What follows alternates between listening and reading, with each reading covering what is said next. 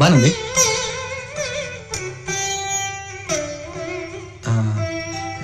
ಶಿಲ್ಪ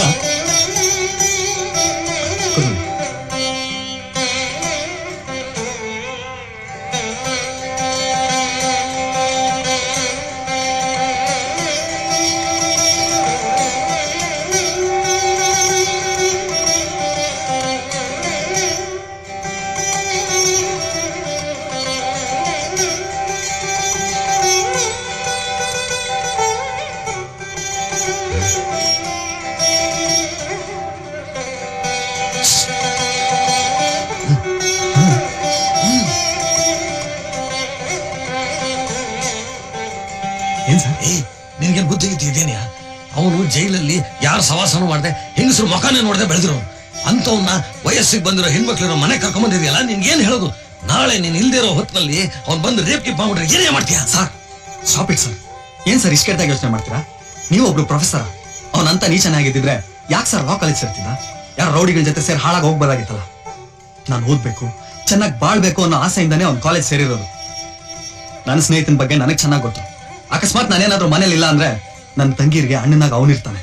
ಅಂತ ಸ್ನೇಹಿತ ನನ್ನ ನಂದಿ. ನೀವೆಲ್ಲ ನಮ್ ನೈಬರ್ಸ್. ಹೋಗಿ ಸರ್.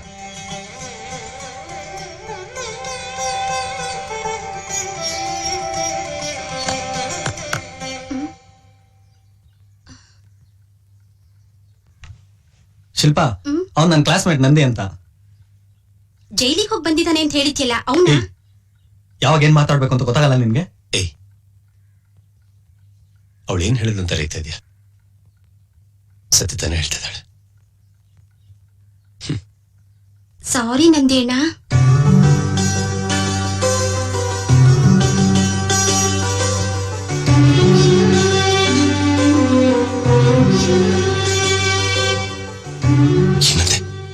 ಸಾರಿ ನಂದೇಣ.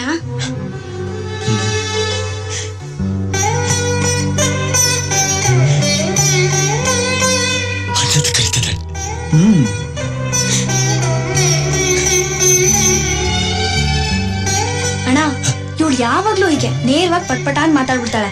ಬೇಜಾರ್ ಮಾಡ್ಕೋಬೇಡ ಅಣ್ಣ. ಕಾಫಿ ತರ್ಲಾ? ಅಕ್ಕ ನೀನು ಬಾರಕ್ಕ.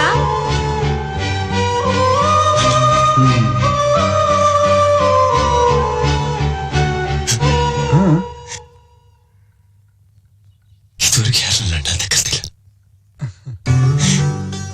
ಸಂತೋಷ ತಿಳ್ಕೊಳಕ್ಕಾಗ್ತಿಲ್ಲ.